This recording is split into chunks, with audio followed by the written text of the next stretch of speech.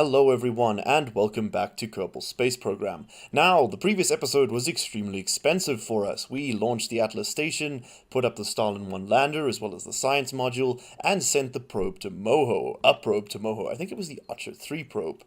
And so today, we need to be making some of that money back.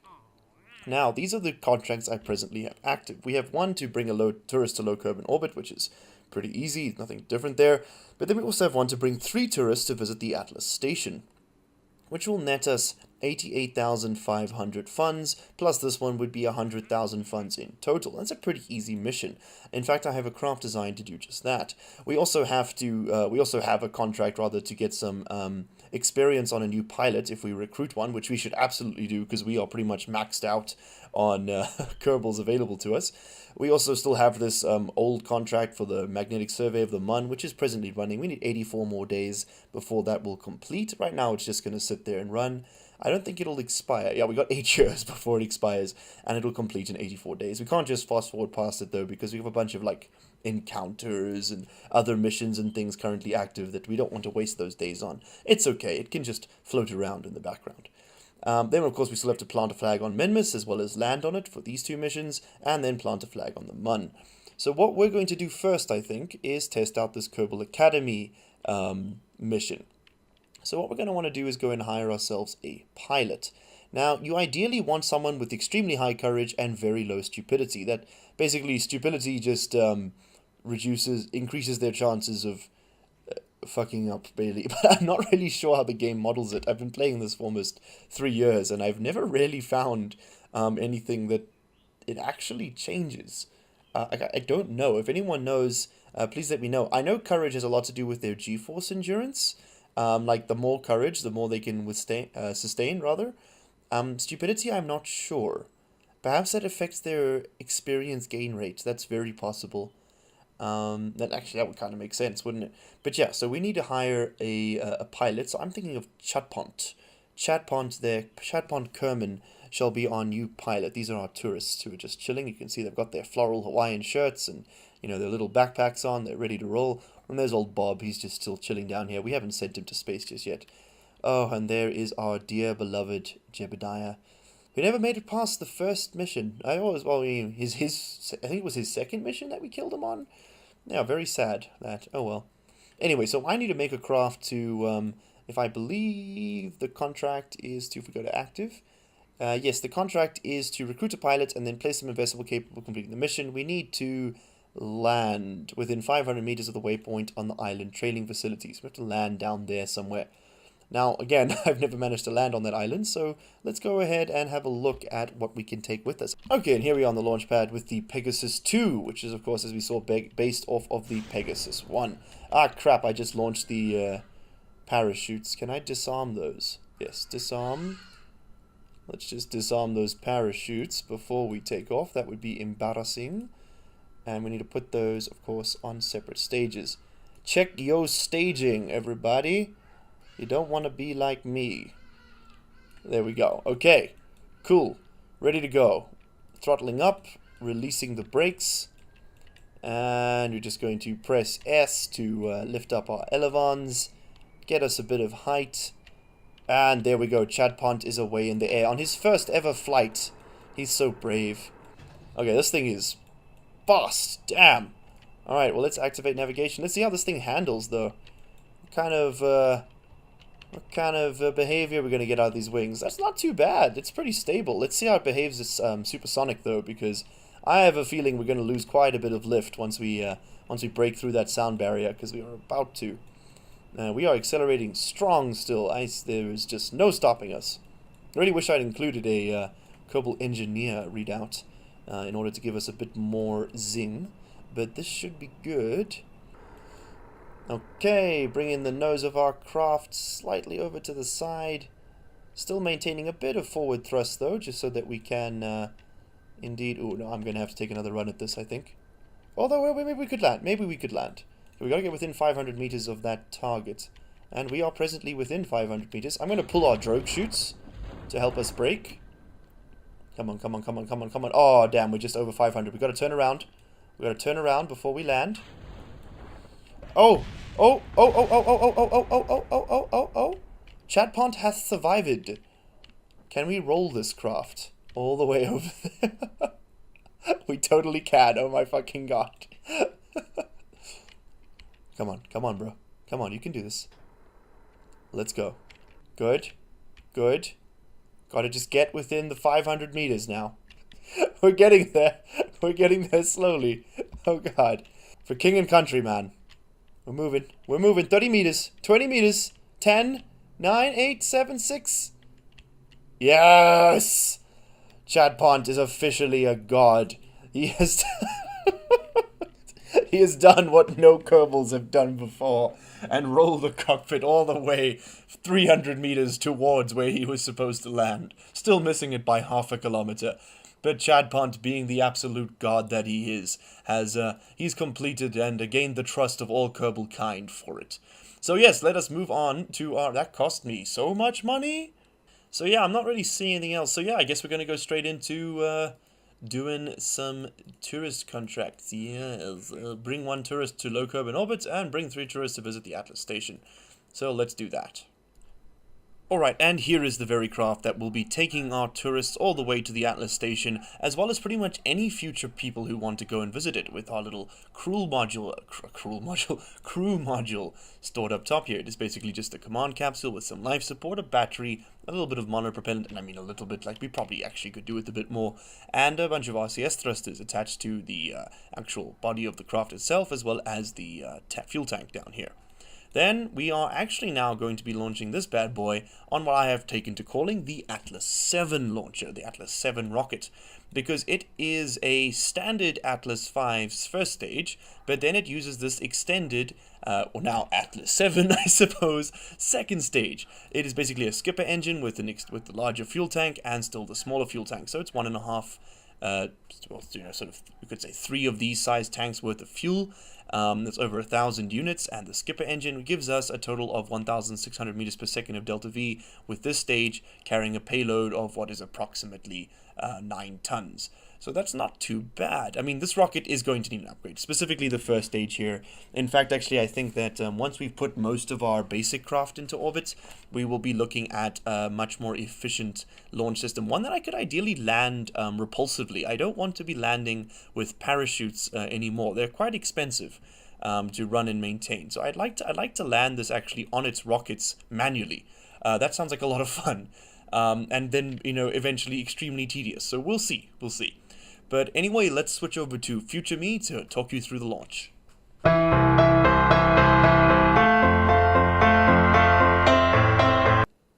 Alright, and having successfully conducted our rendezvous maneuver, we begin to approach the station, again unfortunately drifting off over to the right-hand side of Kerbin.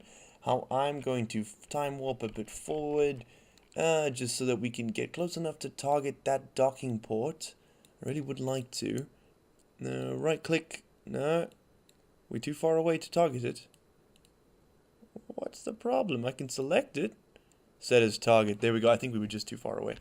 So let's enable our RCS, pressing R, and again using those rotational keys, we just bring ourselves to point directly at the target and point our velocity our velocity vector directly at the target as well. So let's control from this side. I like to, this is of course not realistic at all. I mean, the space station doesn't move when things approach it, as far as I know anyway. But I like to have both of my craft pointing at one another, so that when I invariably bring them in at slightly the wrong angle, both of them are in fact pointing in the correct orientation. Also from this position we can see that we actually have drifted ever so slightly, so we can readjust our, there we go, our velocity vector just to bring us in line. We are approaching at 1.7 meters per second to the station, which is pretty quick actually, in all things considered.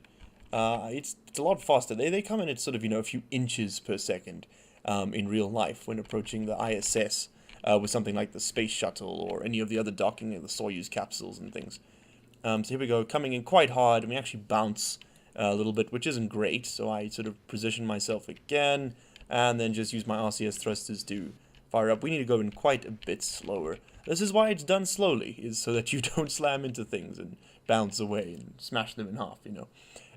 Very important that, you know, you try not to kill the people in your space program, despite what I'm putting forward here. So we just tweak it ever so slightly, left, right, up and down, and there we go, giving ourselves a bit more velocity just to round out that trajectory. And here we are coming in nice and gently, disabling SAS to allow the maglocks to take over. They will do it with SAS on, but your ships can kind of like freak out and flip around, especially if RCS is enabled. They tend to throw themselves all over the place. And that's it, we're docked. We are docked. We have taken these little tourists to the station. They're happy now, look at them. Is that the contract? I believe, yeah, they just need to spend 4 hours up here, so that's pretty straightforward. Alright, and with our tourist contracts complete, we have jettisoned the craft, but I almost forgot to send over Bob. That's right, our scientist. He actually now needs to come and hang out a bit on this space station and get us some science. I've also realized since visiting that we don't actually have any dedicated life support modules attached to this craft, like at all. So we're going to want to send up one that we can sort of stick on the side here, I'm thinking. In fact, let's actually retract these ladders. We don't need them at present. Actually, might not be a bad idea to take these ladders off completely and stick on some smaller ones using the attachment system. Because these are way too long. They go inside those docking ports, which until something is docked isn't ideal. And it could cause, the clipping could cause some explosions, I'm sensing down the line. But yeah, now that Bob is stashed inside our science lab, we can actually begin to process the data. So what we're going to do is transmit that EVA report, right, just to show you guys how it works. So now the data has been transmitted and would otherwise be useless. If we collect the same EVA report, you will see it is now only worth 1.5 science. So if we go back into the lab, right-click and review the research, we can process it. And that will give us 8 data. That fills in this little block over here. That will then be processed into a total of 40 science over a certain number of days. And as you can see, right now we are getting 0.0540 science per day. So the more data we store, the more science we will process. Also, depending which body you are located over, you will get a higher science generation rate. So basically, in any other body except Kerbin, in low orbit, you will get a much higher science generation rate. So example, you know, the moon is pretty good, Minmus is better, but another planet, or for that matter, another planet's moon, can be even greater. I'm actually not certain which planet affords you the best one, or if any extra Kerbin body will actually afford you the same bonus, but you definitely do get a lot more for doing it outside of Kerbin's little sphere of influence. And that can also not only be the amount of, you know, sort of science you get for it, but also the rate at which you get that science. There's a lot of bonuses attached to doing it that way. Anywho, we are not going to send this craft back just yet, because I'm going to quickly go ahead off camera and spam all of these science experiments and sort of fill up this lab, just so that while we time warp, Bob will actually be making us a little bit of profit. So, having completed all of our science spam, we realize that this craft has a somewhat serious flaw. That's right, it is, how do we put this? I redocked it, obviously, because I was a bit worried. But it's somewhat, shall we say, lacking in parachutes. That's right. If we were to send this back to Kerbin, everyone would plummet to their horrible, terrible deaths. I totally didn't do that without thinking and then have to quick load and redo all the science spam. Haha, no. I'm a professional YouTuber. It's what I do, guys. Yeah, but no, so that's exactly what happened. I sent this thing down and realized halfway through the atmosphere that we have no parachutes, which is a bit of a problem. So, we actually need to go ahead and fire up our... Let's just get that thing off the same stage. Good. We need to go ahead, actually, and get this sorted out. And I don't think we have any parachutes on the station. No, we do have solar panels, but no parachutes. And there aren't any on here, are they? No, that's not designed to return to the surface, so no. No, we have no parachutes available to us, which means that we're going to have to go out... let's just retract these ladders. I realize they're still open. We're going to have to go down to Kerbin and send up that refueling shuttle that I was planning for a few episodes from now. But I guess we're just going to have to bite the bullet and do it. 217,000 funds. We should just be able to launch it. So let's see if we can do it. If not, we're just going to send up a small resupply shuttle. Coincidentally, back at the KSC, I realized that we actually have just enough science to unlock another node. And I'm sort of debating which one I'd like to get. I'm kind of swinging towards precision engineering because that gives us access to the large reaction wheels as well as 3 new science experiments, which would be super cool. But at the same time, I'd also really like the space plane parts, and the claw would be super cool. I think we actually might go for the claw, guys. Yeah, yeah. We're gonna go for the claw. Screw it, screw it. I'm also gonna unlock it right away because I have a sneaking suspicion that we're going to get rescue Kerbal contracts now. Um, I don't know what I need to do to rescue the Kerbals. I want to rescue the Kerbals. I don't know why we're not getting Kerbal rescue missions. Did I accidentally disable those in my game settings? I'll have to have a look at that for next episode. But yeah, we should be starting to get contracts to save Kerbals by now, and we just aren't getting them. Anyway, let me go into the VAB and get our refuel ship ready. Alright, and here we have on the launch pad the Marks 1 refueling drone. That is right, it is a pretty straightforward little craft. It has the standard Antilles 6 launch platform, as well as a large 2.5 meter fuel tank, not the big orange one, of course, but the smaller silver one. 2 large 2.5 meter life support modules, one for waste, one for life support supplies, 1 large monopropellant tank, a large storage container, large, everything, some large solar panels, a large communications disk, etc., etc. It's a pretty overpowered craft, actually. It's kind of enormous overkill, actually, but it will do the trick.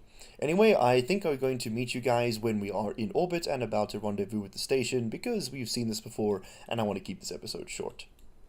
Alright, so here we are just docking our little refueling drone to one of the fuel ports on the space station. Though technically these docking ports are multi-purpose, but I like to think of the back ones here as being the fuel ports, and the ones attached to the actual body as being, the regular ports. For some reason we can't quite stick ourselves onto this node, so I'm just going to fire my thrusters up. See, this is where the SAS kind of gets a bit weird. It's not letting us... There we go, and we're sort of connecting up now, but we're not being pulled. So I'm going to switch over to the station and disable its SAS, and that should allow us to remove that and pull the station down towards us. Oh, there we go, we got a seal. Okay, very nice. Very nice, very simple. So we're going to take the remainder of this fuel and put it all in here, basically. We can't put all of it in, I don't think, but we put enough to make it possible to deorbit this thing still. In fact, actually, with the monopropellant on here, we could technically deorbit, so I'm actually going to go ahead and refuel the entirety of this bit, or at least as much as we can get in there. Yeah, and we got a little bit left. That should be just enough to get us off into a stable orbit, which is pretty cool. Also, now it's time to get out and move things. So let's move this monopropellant. Have we used any in here yet? No, we have not. Nice. We have used quite a bit from these tanks, which I would like to refuel. In fact, actually, we can refuel all round. Let's go and say out, and that should just help refuel all these little tanks. And that'll just that'll put us in a slightly better position to drop off these little tourists. Full tank, no problem, because we're going to land both of these craft either way, so I'm not too fussed. Nice, just like that. Now, we need to re-enable SAS, of course, to stop that rotation we've picked up. And I'd actually kind of like for this thing to point radial up. That just means I always know which orientation it's in. It's always facing north, basically. Pretty cool, pretty cool. So, we need to get Bill out, sorry. And we need to get him to come down here. He can actually go ahead and let's open up this inventory, right? And let's open up Bob's inventory. And what we're going to want to do is I actually kind of want to grab and detach that ladder. There we go. So we've thrown that away now. And because I want to attach the ladder instead, I want to attach a smaller one, which I brought with me here. Can we put that down? Yes, we can. Perfect. Okay, it's a bit skew, I know, but we're going to fix that now. I just wanted to get a bit closer. So let's grab that, right? And H... That's a more comfortable fit, I think. Is that close enough to make it work to that ladder? Ooh, we're going to have to move that again slightly. Right there, I think. Don't be skew. It's skew. Come on. Come on. Come on now. What's my rotation tools again? There we go. Boop, boop, boop, boop, boop.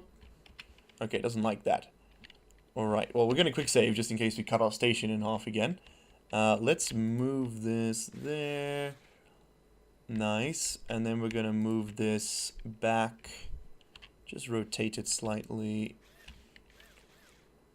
Yeah, I'm happy with that. That's good. That's good with me. Okay, cool. So now what we can go ahead and do though is we can open up our inventory and can we get close enough here? I want to open up both inventories simultaneously. Bob, if you could stop moving, my guy, that would be great. Okay, cool. We dragged it through. Perfect. Now we can put all of these here. Parachutes. Ah, no, Bob, stop. Stop what you're doing, bro. Stop. Stop.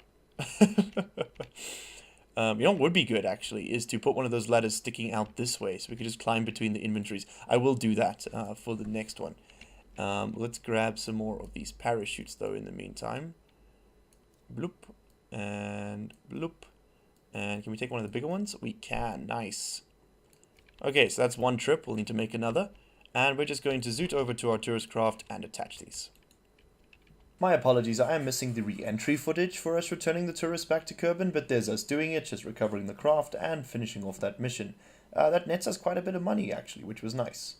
And having completed several more tourism contracts, we are here again on the launch pad with what I am calling the Archer 4 rocket. That is, it's not really the right designation. Actually, this would be better suited to perhaps be one of the Starlight craft rather than Archer. I might end up renaming it. Because the Archer probes, I want to be the ones doing the exploring, you know, going out into the solar system. And actually, on that note, if you guys have any suggestions for rocket names and things, please do let me know in the comments below. I would love to take suggestions. Right now, I'm kind of working on like a Politburo sort of theme for my various spacecraft. You know, we got Lenin, Trotsky, Marx, and Stalin. So any other sort of themed rocket classes that you guys can think of for future episodes, please let me know. Anyway, so the Archer 4 here is on the launch pad, or maybe we'll call it like the Starlight 7 or something. And it will contain some very essential components for us to get to Minmus, which we will not be doing this episode. I know I said we were going to do it this episode, but we're not going to be able to. We'll be doing this next episode. So without further ado, let us fast forward to when this is in orbit and about to encounter the station. Alright, and here we are coming in very slowly at a bit of a shitty angle, unfortunately. And once we've docked, I will explain to you all exactly what the components we have on board are. Now, I've kind of botched this this encounter a little bit, so we need to drop down slightly. And actually, you know what we're going to do is we're going to decouple this node, although I do want the fuel. I think this feels pretty full, isn't it? Yeah. Actually, I don't know why I brought this boost all the way here. That's pretty stupid. So we're going to decouple that and actually then take this thing and point it retrograde in the orbit. Alright. Fire and forget. Okay, cool. So that'll disappear off into the night. Now we can use this, and there we go. We can a bit more accurately control our thrust. Let's just control from here. There we go. And we want to be going this way. How are we doing for monopropellants? Oh, we got plenty. Okay, cool. Cool. I don't know why I dragged that whole stage along. It was making the whole thing quite toppy, because I designed this to be, you know, flown. In fact, I suppose we might as well talk about the craft itself now. So what we have here is just a simple fuel tank with some extra monopropellant storage. This has no probe core. It is a dummy craft, basically. All it will do is just provide a little bit of extra boost should we need it to our rockets and things that are, you know, going off to other places. It's going to be attached to the Minmus probe underneath the science experiment, and of course it comes with struts built onto it and things. Oh no, this one doesn't. We have to go and place some struts on it, and then it will be able to strut to this craft and be sturdy. And then what's in front of it here is just a little tug. It's basically a monopropellant tug, and it's just going to allow us to dock probes or dock parts to the station rather, without having to attach probe cores to them. So basically we just have this one little craft that will fly out and attach to them, and yeah, that'll be great. And it'll work, and it'll be awesome, and we'll feel like we're like SpaceX-y, but you know, not really. Because they're doing a lot of things really, really right that we just aren't. Also, where the hell is the front of this target? I haven't got it selected. I haven't got that selected as a target, do I? No, of course I don't, because I hate doing things right in this game. Okay, so let's wipe off our velocity that way. point ourselves at the goddamn thing and fire forward. Excuse that. Sorry, guys. My phone just went off. Let's just hide that. Haha. Ha ha ha. Okay, and here we come in, safe and sound. A little bit quick, maybe, but it's not the end of the world. We're going to disable SAS to allow this to clip in. Now, this is actually not the best spot for this, but it's where we're going to put it right now, because what I'm going to go ahead and do, boom, very nice. Very nice. Okay, so that is on and it is stable. Let's just warp a bit. Yeah, okay, that's working. Then we're going to quick save. We're going to pop Bob out, or Bill out rather, and get him to mosey on down this side, because I want him to grab a few struts and just attach them to the bottom of that craft. There's no struts in here. I put the struts in one of these boxes, I think. Not that one. Was it this one? No. Was it this one? No. Was it this one? Yes. It was that one. Okay, thankfully I'm sort of just luckily close enough. Okay, we're going to split off 8, I think. And throw those in Bill's storage. You can close that. There we go. Put those in Bill's storage. Perfect. So Bill's got 8 struts on him, which we can use. I'm going to put 4 on top, 4 on the bottom of that craft. I should have done that in the VAB. I think I just forgot. This was like the second or third version of this craft, so, you know, making sure everything's done right is a bit of a bitch. I keep building these things and then accidentally deleting them just before I, you know, sort of while I'm editing, because I like use this bottom stage for other stuff, and so I'll delete the top and then overwrite the save file that I'm using. It happens to be everybody, I know, but like it's just really annoying because it adds like, you know, another 2 hours onto the recording time for these episodes, because you guys don't see the builds. If you would like to see the builds, let me know. Maybe I'll do like live streams for that. I'm not going to include that in episodes ever. I don't think it's pretty tedious. It's a lot of me just sort of looking at the screen forlornly and wishing I had chosen any other career. Not that this is a career, it's a hobby, but you know, wishing I had chosen any other hobby for that matter. Kerbal Space Program will give you great rewards if you sink in the time, but it will also rarely hurt your feelings. It's going to make you feel small, man. Like nothing else will. There we go. Okay, so that's done, which is cool and all. And actually, I think what we're going to do is just go ahead and board back in here. Yes, there we go. Grab a hold, come on. There we go. And we're going to throw Bill back inside the hab. Okay, very nice. Now, we have to decide who we're taking with us to Minmus. But before we do that, let's redo some docking. So this is going to be a bit long in the tooth, this segment. My apologies. I might skip through some of this, of course. But there we go. So we've broken off those... Oh, shit. There's no one in here. This thing has no propor. That is what I was supposed to do, was get Valentina out and bring her into that craft. So let's pop Valentina out, and she's just going to fly over into our Stalin 1 lander, which is super cool. I haven't been giving you guys the... What are you doing, Valentina? Stop. Just chill. There we go. Okay, physics engine crapped out a bit. I haven't been giving you guys the names of these craft, you know, at least not often enough. And I really should be doing that. So again, this is the Stalin 1 lander. I believe that this is the Mark's refueling drone. I think, yeah, it is indeed. Then we'll have in future we will be having the Trotsky crew transport, which is a nuclear-powered sort of spacecraft. And then, of course, we have the I think it's the Lenin. I want to say the Lenin. Cruise shuttles, you know, sort of like, you know, the re-entry pod. I can't remember. I will have to check that. We have used that once before, so I should have said it, but I don't think I did. Let's just have a look here. Rename vessel. What are you called? You're the Atlas Station lander now. No, you're supposed to be the Stalin lander, but that's going to do that every time. We know what it is. It's fine. So we're just gonna have to remember every now and then to just go ahead and you know, change that sort of thing.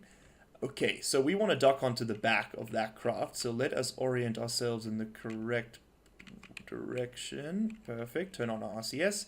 Oh, and we need to re-enable these tanks because they have been disabled, just to stop the station using them by accident. So we're going to want to just do that. There we go.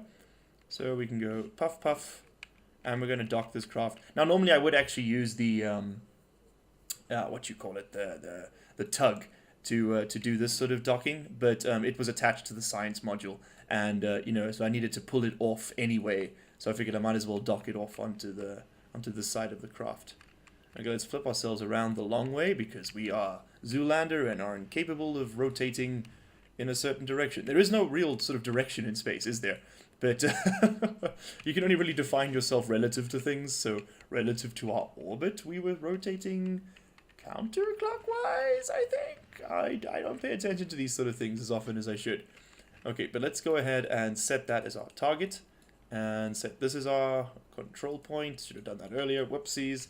And we're just going to fire directly at it now, bringing our... There we go, just bringing ourselves down towards that docking node ever so gracefully. As you guys know, I'm an expert Kerbal Space Program pilot. Nothing gets by me. There we go, docked. Nice. That was actually pretty smooth. So now I think the best thing to do would be to decouple here, get the tug to pick that up, and then stick it on the front here. And then this will be pretty much ready to go, actually. If we look around, we can re-enable our fuel all over the place. We're going to keep a reserve of monopropellant in here, though, just to be safe. Let's also go ahead and empty out the waste containers into this one. Yes. There we go. Empty out our waste and refuel our life support in this craft, because these little cans are all we have for the entire journey. In fact, we may actually need to bring up some others and strap them on. But for now, they will do the trick. Okay, cool. So I'm just going to disable that consumption for now while it's docked. As soon as it's done being docked, we'll re-enable that, obviously, because otherwise they'll all die. And that'll be terrible. And, you know, I feel bad and stuff. And I don't want to feel bad. I want to feel good. So we need to take that science. That science probe doesn't. This thing doesn't have a. No, it's also a dummy craft. Yes, it is. It might actually not be worth using the tug right now. It might actually just be worth it to. Oh crap! I've done it, haven't I? I need to re-enable all of your... Oh, well, looks like I didn't disable it. Okay, never mind. Oh, right. I've disabled this bit. We can re-enable that now. That's fine. Okay, cool. So we're going to, again, as before, control from here. We want to enable RCS and thrust backwards slightly. Then we're going to want to go... Not up. We want to go down. Yes. We want to go down, and we're going to set that as our target right now before we forget. And we want to go this way. Yes. We want to go to the right of the station relative to our current positioning. I'm gonna just use the regular speech, ways of dealing with this, because I'm gonna go a bit insane otherwise. Unfortunately, our RCS thrusters are not all in line, so they do sort of thrust a bit weirdly. I may actually just fix that by taking these ones off, or repositioning them anyway. No, we need to go that way, that way, and forward. There we go. Okay, so let's get ourselves towards that docking node. Again, you don't have to come in perfectly straight. It does help to be well aligned when you come in, but the game's pretty forgiving, especially to newer players. It is designed as a simulator, not as a down to earth realistic treatise on spaceflight. So it is quite forgiving. So we're just going to drift ourselves. Okay, there we go. That's pretty well oriented. I think we can make that work. So let's just point ourselves at the target. There we go. And we're going to limit the thrust on this thing quite a bit and just give ourselves a little young puff. Activate. Just a little puff to save some monopropellant because it's a bitch to refuel. There we go. And we're going to use that RCS again just to bring these nodes, there we go, straight in line. So at least we're moving directly away from it now, and now we can move directly towards it. And it's pretty straightforward, just like that. All rocket science. It's for the noobs. Voila. Oh, manchachi.